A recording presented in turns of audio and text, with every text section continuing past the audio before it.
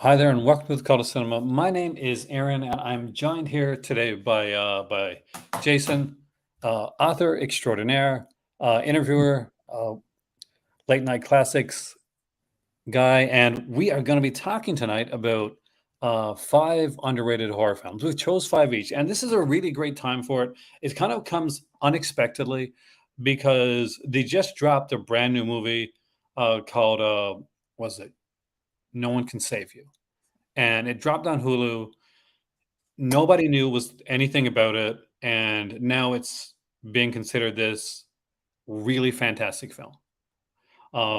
So I'm not sure if you've been following that, but it turned out to be like it's all over the place. I watched it Saturday night. Did you like it? I don't want to say a lot about it. It's a great film. It should have went to theaters, but it went straight to streaming. It's from Fox, so it's a major studio. The less I say, the better. But watch it as soon as you can. It's streaming on Hulu. I want to see it. I mean, the last movie I watched was a fun, cheesy Nicolas Cage movie with Ron Perlman in it, and I had a blast. Hey there, H. Hey there, Malcolm. Yeah, but it's a great film. I think you'll enjoy it. Try to watch it as soon as you can before people spoil certain things about it. Yeah, that's the worst. That's the worst thing about the internet. Hey there, Robert. We're gonna hit on your first film. Are you ready? Go for it. If I remember ones I picked. I gotta slow it down there. Because what I have to do is put it in. But first, I have to bring it back to the beginning. There we go. And Cooties. Have you ever seen this before? oh yes, I did when it first came out. I actually like this one. What's interesting, I think I first watched it when it came out, which was so basically the story, from what I can remember, it's been a few years. You know, there's a virus inside the chicken nuggets at an elementary school. There's a break, there's an outbreak. So it's not like zombies. They're more like the crazies or, 28 days later kind of infected.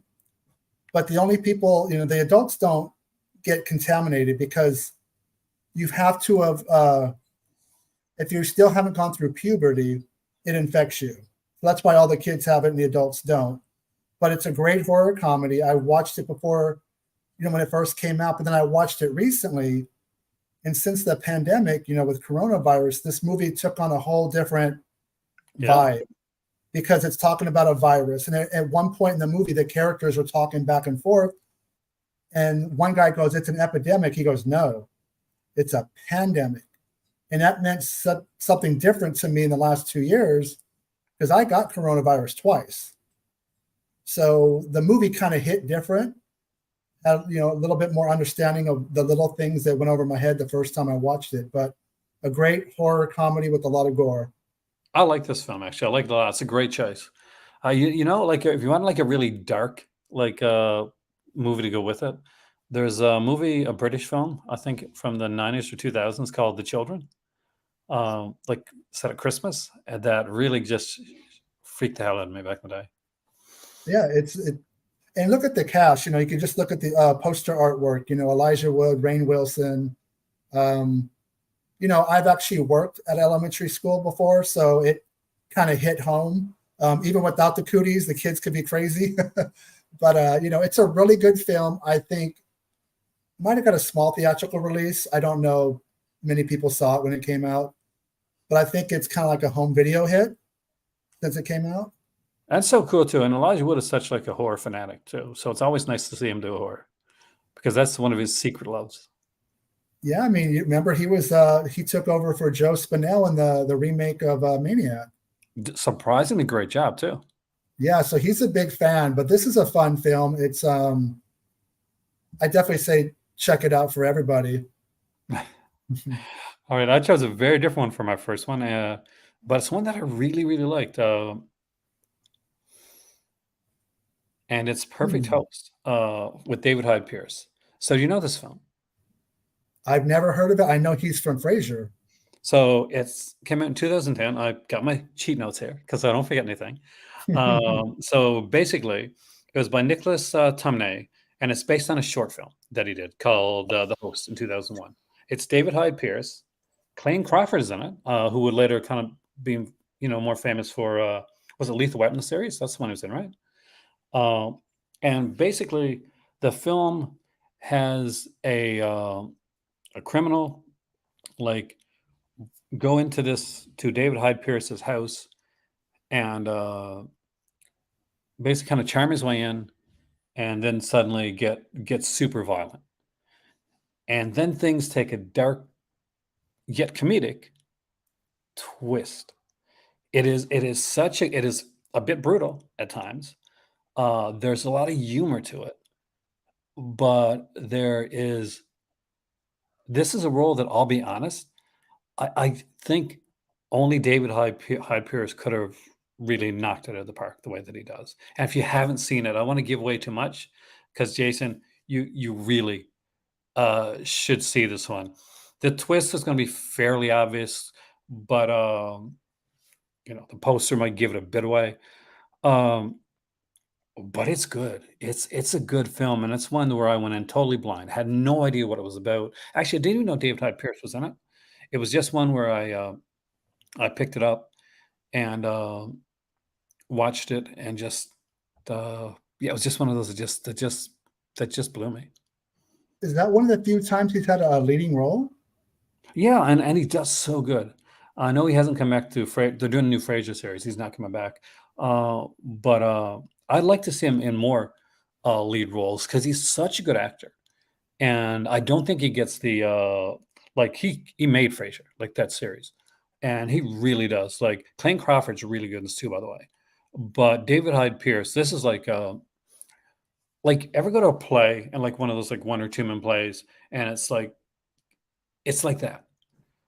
It's you have an actor that's really standing out, that's like just really hitting on all cylinders, and David Hyde Pierce is perfect for this. So it's more of like a small, intimate, like not a big cast, just a few people.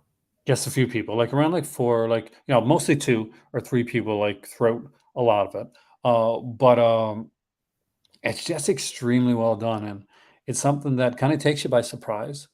Yeah, But it I goes could into tell it's from Magnolia, so it's probably a little bit more of an elevated horror, a little bit more classy. a bit like it. The gore's still there, but That's a good one. but yeah, like there's it's David Hyde Pierce, so and it is a bit more. There's a bit of comedic aspect to it too. So just one of those that I'm trying to say stuff, but I'm not trying to say stuff. You know what I mean? The less you say, the better, I guess. Yeah, it's really, really good. Basically, and this is shot fast too. They shot this in like 16 or 17 days in California. I have to look it up. See, again, this is why we do this, because that's you're introducing me to something new. Let's get to yours, because you gotta. Oh. Feast. The first time I heard of this film, it's a long time ago, back in the early days of reality TV. There was a show called Project Greenlight. Yeah. And it had Ben Affleck and what's his name? His buddy. I'm drawing a blank here. Matt Damon. Matt Damon. They were like part of the producers, and they basically it's a competition for people to become a director of an upcoming horror film. And I couldn't even remember all the people, maybe 5 or 6 people that they were trying out. But one of them ended up being John Gulager, whose dad, was Clu Gulager. Oh. And basically they went through a weekly thing where they would try people out, and John had different ideas. And one of the things he wanted to do was put his family members in the movie, Clu and his wife. And I remember they really reamed him for that whole idea. Like, it was actually my early introduction to don't believe everything you see on reality TV. I think they painted John to be kind of like an idiot who didn't know what he was doing, but eventually he won the competition. He ended up directing the film. There were 2 sequels that came after it, which he directed all 3. So he directed the trilogy. And this is just a fun, lean, mean monster film, kind of set in one location, almost like a siege monster film. And it's through Dimension Films, and I'm just hoping one day it gets put out on Blu-ray, because I think the DVDs it's been a long time since it's been available on Yeah, I physical still have media. my original DVD actually for Feast. I think it was Dimension Extreme to put it out. Yeah, it's Probably the reason. yeah, and it's been a long time since I've watched it, but I've always enjoyed it. I feel like it's underrated and not talked about, but it's a great monster film, and I think it's got a good cast. It got Henry Rollins and like I said, Clu Gallagher, and it's just a fun time. And it's kind of like the heyday of Dimension films. They were still going strong at this point, so I think it's just a fun film. Yeah, I remember at the time I was picking up anything Dimension, especially the Dimension Extreme line. I was like, I was all over those. But I Like really love. there was what Inside, Storm Warning, Mother of Tears. They had a lot of films coming out right around this time. I got a few of those. I got Storm Warning. I still want to like upgrade for Storm Warning. I want that one so bad.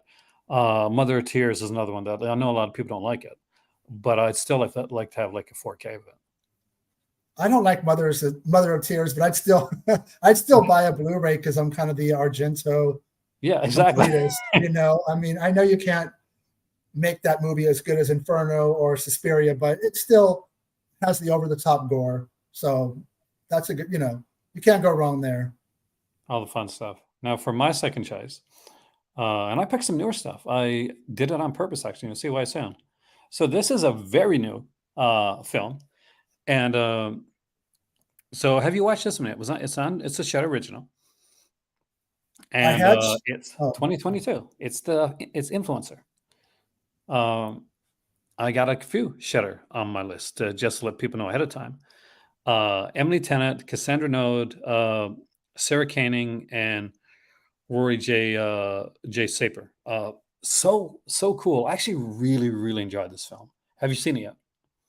you know what? No, I used to have Shudder, but they were very inconsistent with what they were putting out. So there would be one good month and then like 4 months of eh. So I got rid of it, but I'm tempted to get it back because they got some good stuff coming out in October. So you're saying this is a good Shudder original? It is. Well, maybe I'll convince you like to get Shudder for a month. So it's a neat little film. Basically, there's this girl, and she's literally it's like she's an influencer. She's gone to this this island, and her boyfriend is supposed to meet her there. They're doing a kind of a trip together, but he's gone off somewhere else, and so she's going to meet him in the other place, and they're not getting along too well. So she meets this girl at a bar, and they get along and they start talking and chatting. And the girl says, I got the perfect place to show you, it would be perfect for your influencer videos. She, as you can see in the photo right there, she starts to take her out to this island, and then things go crazy from there. And I'll leave it at that. It's a nice watch, and it's a fun film. And I really dug the ending to this one.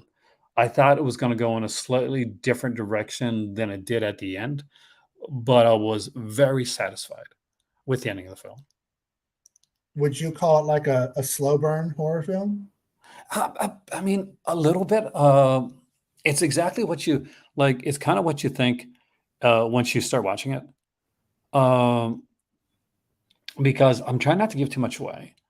Because I tried to pick for these films here, guys. Just I picked a lot of newer films, and I did it on purpose because I think that sometimes when we're kind of diving deep into the bin of stuff that's around, we forget some stuff that's out there right now, and that we pass it by.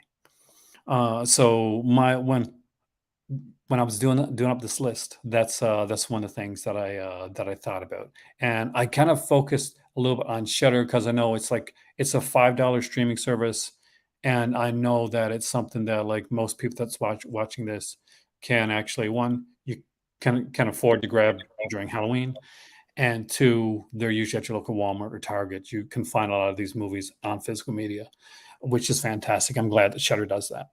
And I hope that they put more out there because there's certain ones that I want to see. But this one is really fun. I mean, it's a bit of a slow burn, but it works really well. Like The Perfect Host, and like most of the ones on this list. The thing is, I wanted a film that will work well. Basically, the actors carry the load in this film, and this is the perfect case of like having the right actors in the right roles, and just kind of going wild with it. Again, I'm familiar with the poster, but I haven't seen it. So you chalk up another one to my I need to watch list. We'll see how many I can get there from you. Yeah. And this is one I love. I mean, this is probably on the border of kind of being underrated, but not. But I think people take for granted at this time, James Gunn wasn't the James Gunn that we know now. He came from Trauma. He wrote Scooby-Doo, Scooby-Doo 2, and of course the 2004 remake of Dawn of the Dead. But, this is him directing a big studio film, Universal.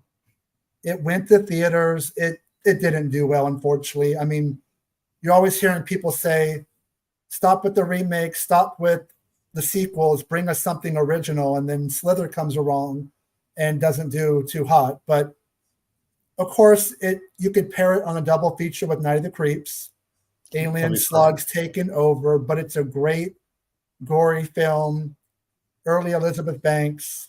There's a little nod in the movie, if you know where to look, that homages Frank Henenlotter. And it's a great horror comedy. I like things that are a little bit camp and, not too serious. And the Blu-ray is out. You can definitely buy that. Or wait, because maybe a 4K will be out in the next year or two.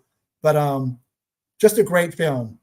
And if you can find it on YouTube, there was a Comic-Con trailer that was cut that was kind of ballsy at the beginning. It was kind of insulting all these horror classics and said these movies were made for rhymes with sissies.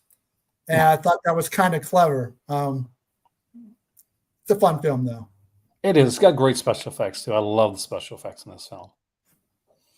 And it's so gross. And I got the Umbrella edition of this one. Umbrella put this out under Beyond Genres with a beautiful cover, by the way. I didn't realize that somebody else did it. I thought it was just Screen Factory. Oh, yeah. I used to review for Umbrella, and that's one of the ones that they sent me actually one week. Interesting. Didn't know that. But no, fantastic choice. I love this movie. I mean, I just think it's amazing he went from that film to, The Boss Man, over at DC. It's kind of an incredible success story. Because he got to do and it's like people always say, well, James Gunn, everything's he can't do anything except things that are like James Gunn can do a lot. He's a talented man. Have you seen this one, by the way, the one that's on the screen right now? Again, another one. I definitely recognize the artwork, and I'll let you tell me about it. So, 2021, directed by Brandon Christensen, Sarah Canning, Osric Chow, Barbara Crampton, and Gracie Gillum on that poster, stealing every damn scene in this movie. Superhost, I saw a trailer for, and it is literally the reason I got Shutterback at the time that I did. The trailer just sucked me in, and it is it's a movie about two travel vloggers, where basically their thing is they go to they rent different kind of big kind of houses and really nice elaborate kind of fancy houses and gorgeous areas, and they're hit this kind of impasse. So they're a couple, and the girl is really hardcore trying to their numbers are down, and in her mind she's trying to get her numbers up, and meanwhile the guy is unbeknownst to her preparing to propose. Now they go to this house and nobody shows up first, and then this girl here, played by Gracie Gillum, shows up, and she's quirky and weird and just a little too strange, but oh my God, every scene that she is in, I am drawn to the screen and I cannot look away. She is a fantastic actress. She just kills it in this movie. Barbara Crampton has a small role in this film too, but a very important integral role. And if you've never seen this movie, definitely check it out. It is funny. It is tense in places, and it's one of those films that it's not too long. It doesn't waste a second of its runtime. So it just goes. This is definitely not one where I would consider it a slow burn, like things like happen and things that kind of it keeps increasing, and then like it's not. Sometimes there's a twist. Like I wonder if there's something wrong or something odd with this girl. No, right out of the gate, there's definitely something wrong with this girl. It's just the way that she plays it. She plays it so well, and in the trailer, like if I'd recommend going in without watching the trailer because she's so good, and I want to see more of this actress. And but here's the thing: I want to see more of that character, and that's the key part for me. And yes, Malcolm, I did choose the perfect host and Superhost on purpose, just so you know. I mean, But just from the poster, it looks like her character goes through quite a few change of emotions and gets put to the ringer. it is. I mean, like she's super like they actually there's a sequence in the film, and this is not giving away too much, where because they're vloggers, right? So they film and they get her in like for a minute and they go to film her. Like they set up the camera, they go to film her, and she's just so wonderfully comedic yet unnervingly psychotic at the same time. You'll never look at like this the same way again because it's kind of her thing, but she does it so well. I'm telling you, Shutter needs to put you on their payroll. That's a good film. I mean, like, this is one that I really really enjoyed. I'm gonna talk myself into getting Shutter back for October. Just watch because that's Just usually to what happens. watch season 4 of Creep Show. I know is coming. Yeah, I got to see that actually. I'm a bit behind on Creep Show. I don't think I've seen all season 3. Okay, yeah, there you go. There's some things to keep you busy for 31 days of Halloween. That is true. And you chose some really good choices here, man. I like this one.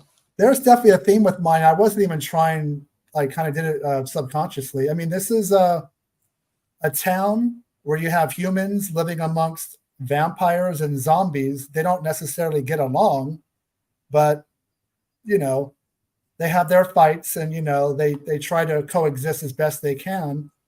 Then comes along an alien invasion and nobody's having it.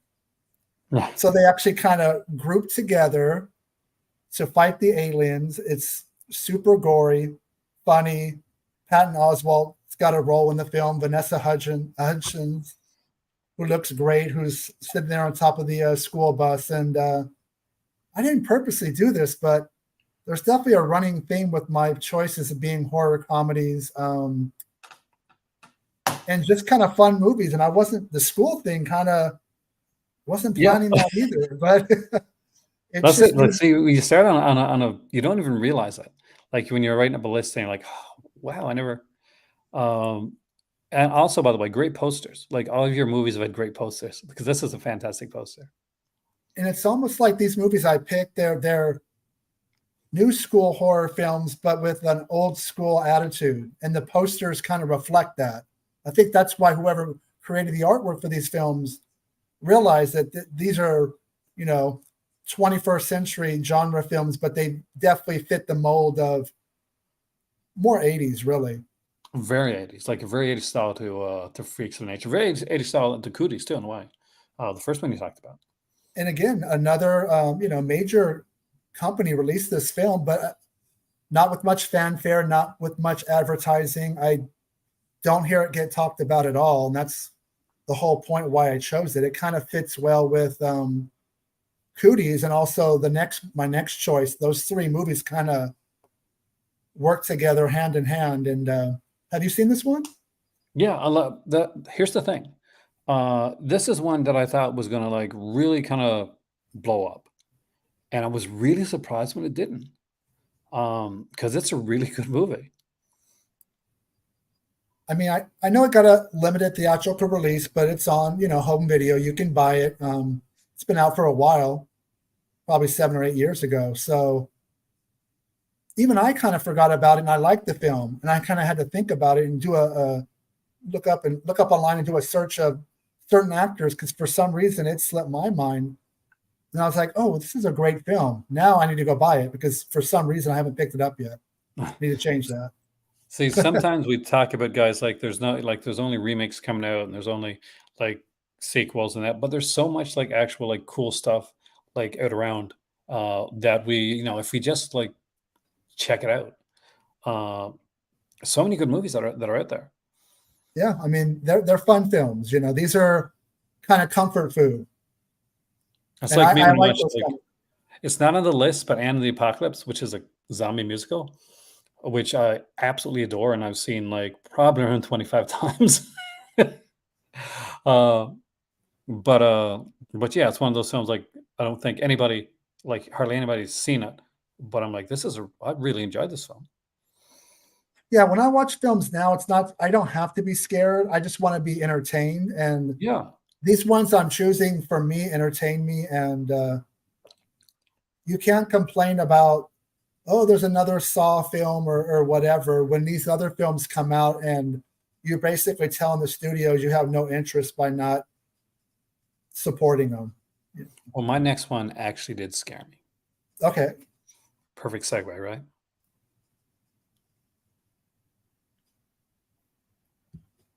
Watcher. Another one that I believe this came out last year, and I remember watching the trailer, and it kind of had a very Rear Window vibe. Yeah. So 2022, directed by Chloe Okono, uh, and starring Michael Monroe, Carol Glusman, and Bern Gorman. So here's the thing. I moved to Morocco almost to a year ago. Well, a year ago next week. And this is a film about a woman that moves with her husband to another country where she doesn't speak the language. Her husband does because it's where he's from. And there's immediately a bit of a disconnect, a bit of a disassociation. Uh, you feel kind of you're trying to feel your way through, like you don't really kind of fit in, like everything's not going completely the way that you want it to go. And she looks at a window and she sees somebody looking back. And eventually she starts to realize that this person that she's looking at that has seen her may be a serial killer. And we don't know for sure if he is for quite a while. She is certain, but due to the fact that she's been plopped into this area where her communication is limited and where everything is so different and so foreign to her, then that adds to the paranoia and it adds to this like she could go anywhere she wants, but she still feels kind of trapped and a bit alone.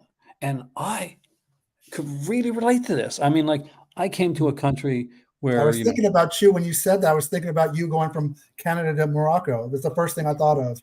I was watching this with my dad last year, and oh my God, this hit hard because I can't imagine like just like viewing a crime, and because you don't know how it works in another country. Two, you've got to get it across. You're the foreigner.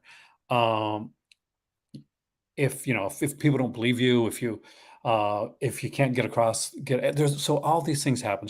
There's a sequence in the film where she walks into a kind of a grocery store, like a corner market, and she thinks she sees him, and there's almost like a back and forth where he's there or is he there, and it's a really tense scene. So this did scare me. There were aspects of this that was really tense. I don't mean scare me like in a jump scare way, as in a more realistic type of scare way. It's a very paranoid, like there Malcolm said it, it's extremely paranoid film, and it makes you feel paranoid, and it does its job because she's probably right, but there's aspects of it when they're saying like, what if she, what if all this isn't right? What if she's wrong, or what if she's not getting it right? And it plays with that. It plays with those different aspects of the film. Um, if you haven't seen it, Jason, I really recommend it. Like, go in as blind as you possibly can. Again, it's one of those where I'm biting my lip to not say too much of the film. Like, every film that I've chosen on here is something I feel extremely passionate about, that's had like a big reaction for me when I watched it. And probably one. This is probably this one and the last one, but this one specifically is probably the one that like I had the strongest like kind of guttural reaction to. And that's the actress from It Follows, right? It is, I think, yeah. It's Which, incredible. yeah, that's a great film. That's I believe it's the same actress. Her name is can't think of it right now. But yeah, again, I have watched the trailer for this, and I meant to watch it and got rid of Shutter. So if I ever get it back, I need to check it out. I said I'm going to convince you by further because, but we got your next one here, don't we? I think it's my fifth and last one. Yep. So this You do is, have a theme. yeah, I didn't plan it that way. Scout's Guide to the Zombie Apocalypse. It's actually directed by Christopher Landon, who's made a name for himself with Freaky and Happy Death Day to You, rumored to be the possible director of Scream 7. But this is one of his early directing gigs, and I actually saw it in the theater. It opened the same weekend. Literally, it opened October 30th. So perfect Halloween weekend. Oh, that's cool. But it was the same weekend as one of the sequels to Paranormal Activity. So that one did a lot of money. This was released through Paramount. Again, like some of the other films I've chosen, they didn't really do much publicity for it. But this, of all my 5 films, is probably my favorite. But literally, you could watch this, Freaks of Nature, and Cooties, and you would make a triple feature because they all are horror splatter comedies. This one's kind of like, a zombie, outbreak happens in a small town. These young guys are outcasts. They're kind of, nobody at school likes them. They think they're nerds. They're dorks. They're nobodies. But when the zombie apocalypse happens, who are the ones that rise up and fight to take them down with, the things that they've learned being a Boy Scout? And the beautiful blonde is actually somebody who used to go to their school, but now is a stripper. So you got zombies, you have cats turning into zombies, you have zombie strippers, and it's a fun film, super gory. Actually, it's there's some old school effects, but there's also some computer generated, but it all kind of works together hand in hand. And this one is a winner. I really think more people should check it out. It's a fantastic film. You had 5 great choices, and you really put me on my game, like to pick choices that were that were good.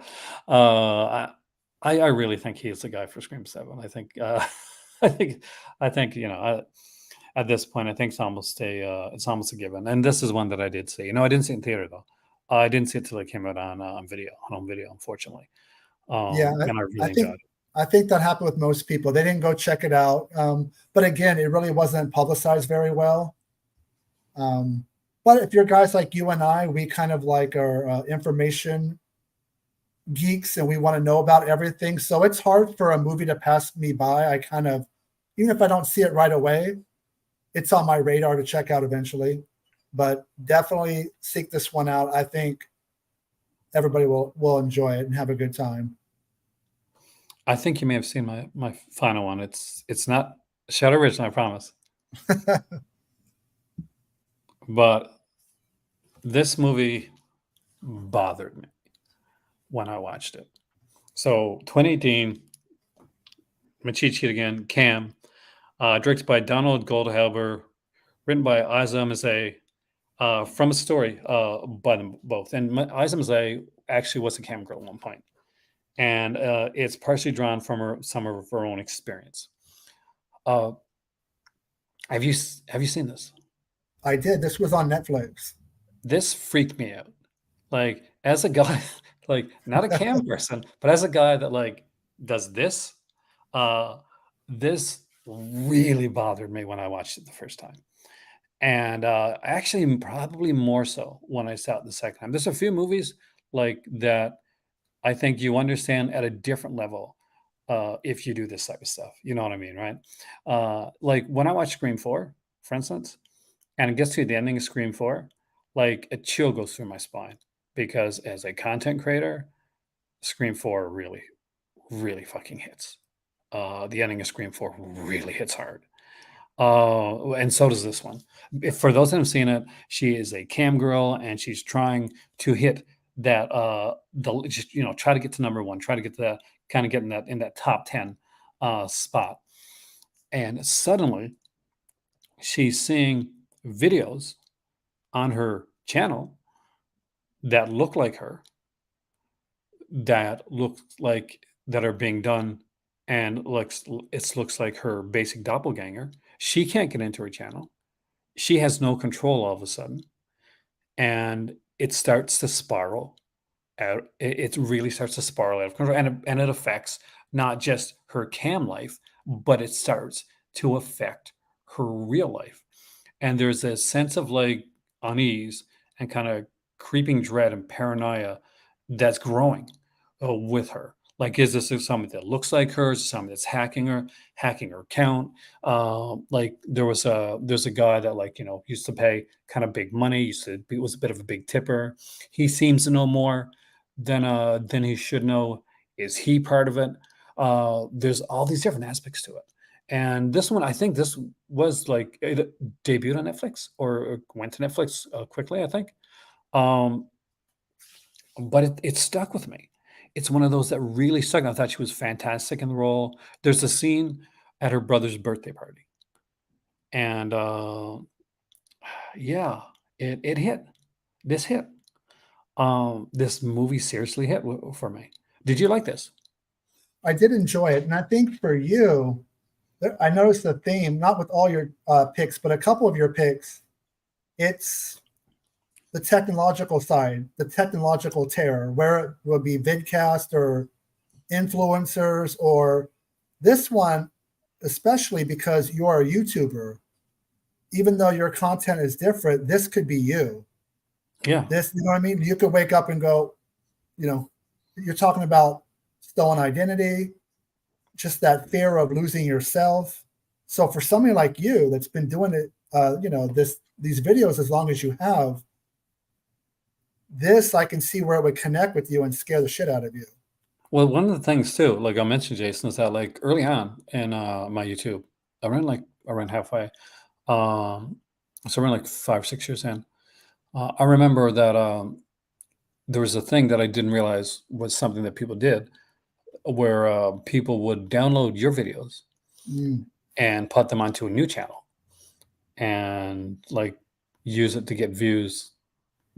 And so I found like channels that had my videos on it on here, on Vimeo, that weren't me, that people had taken my videos and just like used them and utilize them. And I never really understood why you do that. Um, but it freaked me out a bit that somebody actually had taken my videos and did that, and then just went and made their own channel thing about them. Like, am I supposed to be like flattered, or is it, or peeved? I just thought it was weird. I guess for the technological advances that we've made, they're a blessing and a curse. Yeah. The pros and the cons. You see the pros. The cons are people can take your stuff and put it somewhere else, and you feel violated. You're like, shit. What else Well, are we you live going in to a take world from of me? like deep fake and all this type of stuff, like the some of the poor actresses and like just YouTubers out there that like female YouTubers that have like that stuff happen to them, where basically 1 minute they're making a gaming video and the next minute their you know, all of a sudden their face is digitally put onto like some adult video on online. I'm sure, like, you know, there's Moroccan you kind of famous streamer called Pokemon, and she's one of the biggest, right? Like her, like Ninja guys like that. And I'm sure, like, if that hasn't happened to her, I'd be very, very surprised. I mean, between deep fakes and memes and AI, it's kind of a scary time to, you know, and conspiracy theories and what's real and what's not real. It's kind of scary, and you have to use common sense when you're out there. But I think a lot of people don't, and they're quick to see a headline and believe it without researching it. And I think that's kind of a dangerous time that we're in, and all this kind of stuff goes together.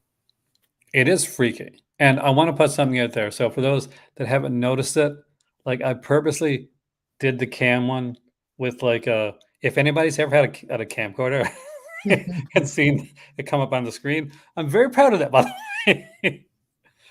We got our first donation here from I'm gonna say my choices would have been Den, Slashers. I knew Slashers would have been there, man. Abnormal Beauty, SX Tape, and Midnight Man. Those are actually great choices.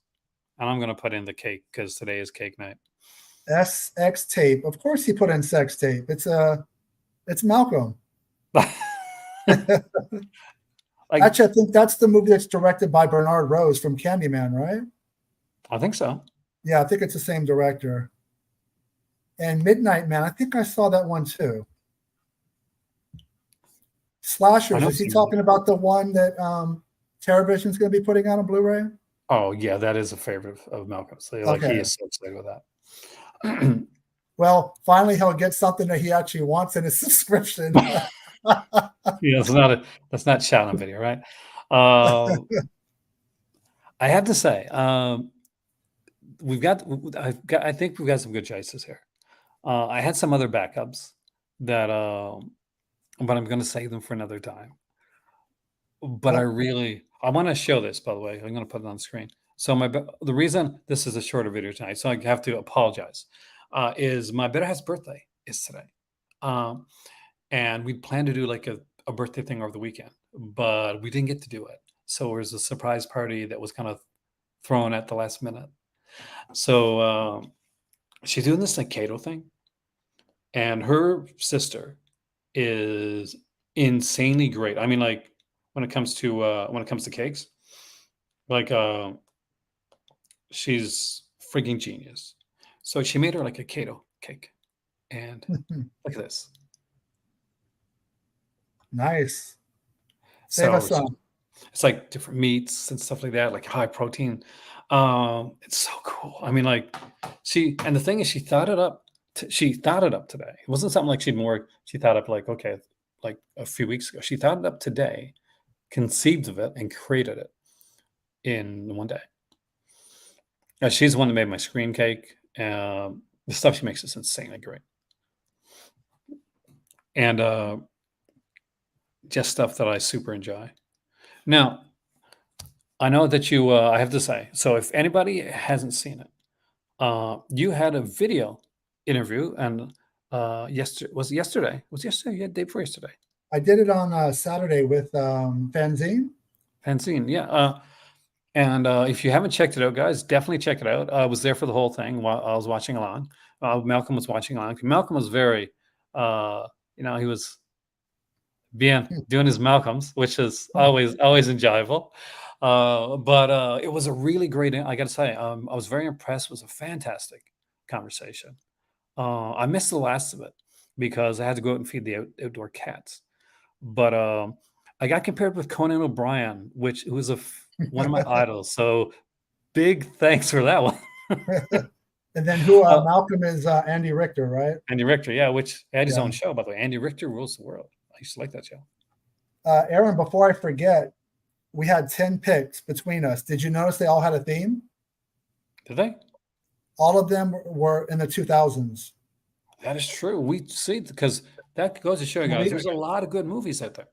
Well, we didn't plan it that way. I kind of purposely, I don't want to just go and talk about 80s and 90s, which of course I love, but it's too predictable. So when I hear underrated, please don't mention Halloween 3 again, because it's when it first came out, it was trash, but I'm thinking 25 years ago, people came around to it. It's not underrated. So I was like, let's not go there. Let's think about something a little bit different. And so I started thinking about movies that I own that don't get discussed. And that's where my 5 picks came from. I think there's a difference between underrated and, all of our picks are from the 2000s, probably the last 10, 15 years, to be honest. Not even. And the crazy part is, how often do a company now like put out like a movie from the 2000s? People are like, oh my God, I can't believe they put out and they automatically dismiss it if it's a newer film. Like if it's an 80s or 90s film, oh, it's fantastic. Oh, by the way, Ryan, hey there, Ryan. I'd like to have you on sometime, Ryan, soon, by the way. But then they'll say things like, and it's true, like you'll list like 5 or 6 movies coming out. If it's a 2000s movie, if it's a 2010s movie, they're like, not quite sure about that. But if it's a 90s movie or an 80s movie, then they're all there. The 2000 movie may be just as good. It's just that there's that stigma. So real quick before we go, because I know you only have a few minutes left, what movies, new movies, because we're on that theme, October, November, for me, October, it's not so much The Exorcist Believer, but it's actually one that's going straight to VOD. It's from David Slade, who directed 30 Days of Night, and it's called Dark Harvest. It was based off a book. The trailer came out last week, and it's a period piece, I believe the 60s, so it's giving me vibes of Scary Stories to Tell in the Dark, the feature film. Oh, that's okay. You can watch the trailer, it's on YouTube. That's kind of like my October pick, something new that's original. And then, of course, for November, I know it doesn't have the grindhouse aesthetic that we probably wanted, but how can you not be excited for Eli Roth finally doing Thanksgiving? I know. I'm excited about it, actually. Because let's be honest, other than Blood Rage and Home Sweet Home, which were probably direct to video, have we ever had a Thanksgiving slasher film go to theaters? I don't think so, right? Not theatrically. And here those we turkey have, ones don't exist. Just saying, putting that out there. yeah. I know the trailer, the footage shows that it's not the retro aesthetic that we wanted, but I'm pretty sure the studio said, you have to remember, Grindhouse was a box office flop. Big time. It didn't I loved it. And it wasn't a true Grindhouse film in the sense that it was a very big budget film with some big actors like Bruce Willis. It didn't do well. So we were very lucky to get Machete and Machete Kills. But I think the one that we all wanted was Thanksgiving. And I'm definitely going to go to the theaters to see that. I'm curious, what are your 1 or 2 films that the next 2 months you really want to see? Well, it's harder for me where I'm here. But Exorcist Believer is one of them. I'm actually excited about that. And I know a lot of people aren't. I'm stoked about like a new Saw. That's, I know, because apparently this one's gonna really have John Kramer, like, as not just in flashbacks, as a big part of it. So I'm guessing maybe it's a prequel or something like that. It's a direct sequel to the original. So it's how the doctors scam him on his cancer. Yeah, I didn't know if it stuck there though, because it seemed like it was kind of going back and forth in timeline. But it was like, you feel bad for him, like he's just in that trailer, right? And I'm like, oh, this is what I want when Sparrow wasn't. Yeah, I think it's a direct sequel to 1 or 2. I forget the details of it, but yeah, I think it comes out at least over here in the U.S. This Friday. I'm not sure about in Morocco. But for me, like, aside from that, it's the one that we mentioned at the beginning of the video. Nothing Can Save You. I'm very excited about that. Like, that came out of nowhere, and I really want to see that. Here's a non-horror movie that I saw recently. Nicolas Cage, Ron Perlman, The Retirement Plan. It is such a fun action movie. Did you see that? I haven't, but a great cast. And somebody's mentioning the Pet Cemetery prequel, which will be on Paramount Plus, I think the first week of October. That's And a great choice, actually. the I'm curious. reviews have been pretty good. I don't usually, by the way, just so people know, and I'm sure you're very similar to me, I don't base my movie watching off of IMDb, Rotten Tomatoes, or Letterboxd reviews. I just kind of go in. I don't, I watch movies for myself. And if I was to movie watching and physical media collecting off of reviews, half the movies behind me would be in the trash, because they're Yeah, probably same not here. highly rated movies, but that's kind of me, I But have no anyways, Intervision titles. oh, I don't own any of those. The Severin, the shot on video. You don't? Oh, you got to own Frankie, things, Jason. You got to own things. You really do. what about Frankie and his pals? I haven't heard two good things about that one. See, no, I mean, like, if I want to see something like that, I'll just get like Hilarious House of Frightenstein because at least it's quality. Yes, David Slade did direct one of the Twilight films, but Everybody's got to get started somewhere, man. hey, look at Guillermo del Toro. He wouldn't have got to make all these movies like if he didn't do Hellboy, which I don't think. No, I'm sorry. If he didn't do Blade 2, which was more of a commercial film, he knew he kind of had to bite the bullet, and that movie made money, and it was a hit, and he knew it would. That's what opened the door for Hellboy, a film he really wanted to do. So sometimes you have to take a step back to take a step forward, and look at him now. He's probably, along with Mike Flanagan, the two best, genre directors we have. Anytime I hear Mike Flanagan's name, I'm automatically like going to that. You know what? One of my picks, and I probably should have went with it. Doctor Sleep is much better than The Shining. That is a hot take, but I actually love Dr. Sleep. I really do. And You know guess what I like what? though? Hush. I love Hush. Hush, Gerald's Game.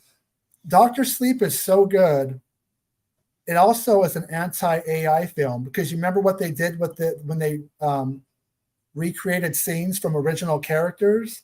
They just recast them, and they look exactly like them. There was no AI like Luke Skywalker or Princess Leia, right? It was recasted people that looked like Shelley Duvall.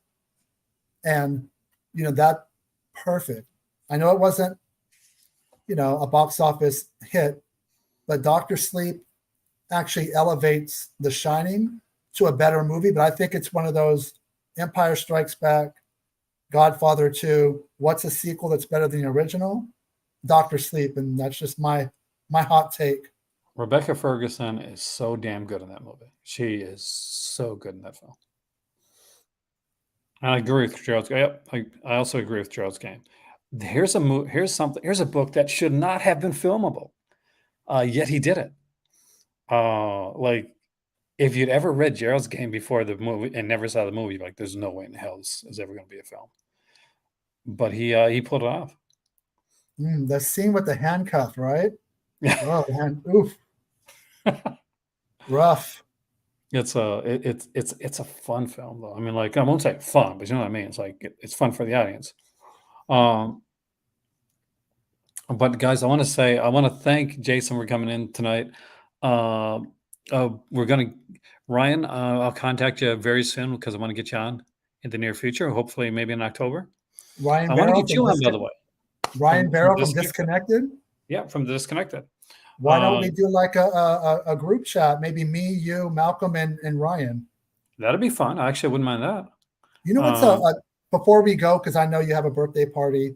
I want to do, since we kind of went on streaming a little bit, like our top 5 films that are only on streaming that you would love to own on Blu-ray. That is putting me on the spot. I wouldn't even know right now. But I already know, like Texas Chainsaw, the newest one. If you want all the Texas Chainsaw films, you have to get that one has to be put out. And I know that one was kind of pissed people off, but I enjoyed it. Oh yeah, do anything you're canceled, bro. I love that scene, man. Actually, I like that movie. I really did. I like the Texas Chainsaw film. I liked. I'm trying to think of one streaming wise that because there's so much. But there was a horror comedy with Marlon Wayans, something Hollow Bridge, something. It came out last Halloween. And it's like a Goosebumps kind of horror comedy, and Speaking of which, the perfect. Fear Street trilogy. I want the Fear The Street Fear trilogy. Street films, the trilogy. I mean, Someone else mentioned that. I think that would be a very interesting discussion. Not so much the badmouth streaming and physical media and who's better, but I think once the movie's been on streaming for 6 months to a year, they should all be made available on physical media. And I would love to come up with, I would love to see all of our top fives. Because Superhost, I don't think, maybe Superhost does have physical. I'm not What sure about, if it's there's also the new Hellraiser. There's the Book of Blood, Books of Blood, which is an anthology film. Clive Barker was on Hulu. It's not been on physical media either. So the Hellraiser one didn't get a new, do you think, I physical media? think there's a DVD in another country that's getting released, but again, we want something probably, you know, Blu-ray would probably be better. It's a newer film, shot with high def cameras. It'll probably look better. But I opened up a can of worms. I don't think I think I should let you go because it's almost at an hour, and I know you got stuff to do. But again, I think that would be a great topic for us to come back to. Is it is fun. See, we have some interesting ideas, and I've got some stuff milling in my head, so we'll talk. As soon as we're done with this video, I'm going to go even research my 5 films ahead of time because I think it's going to be. It's a nice way to discuss streaming without hating on it. Yeah, I mean, as a physical media collector, I think that it's nice to be able to like talk about streaming without just always being like the, oh no, it's a ruination of everything. No, there's a nice medium, guys. you can have like streaming and physical media too. One doesn't have to cancel the other. I agree. I want to thank you so much. I have a birthday party to go to. Okay, Aaron, I'm going to let you go, and I will talk to you. Hopefully, we can get on soon and have a fun, heated discussion. That'll be fun. Like we'll do like it'll be point, counterpoint, counterpoint, point type thing. Exactly. Thank you, guys. Thank you, Jason. Everybody, we'll see you soon, right here in the Call Cinema. Take care.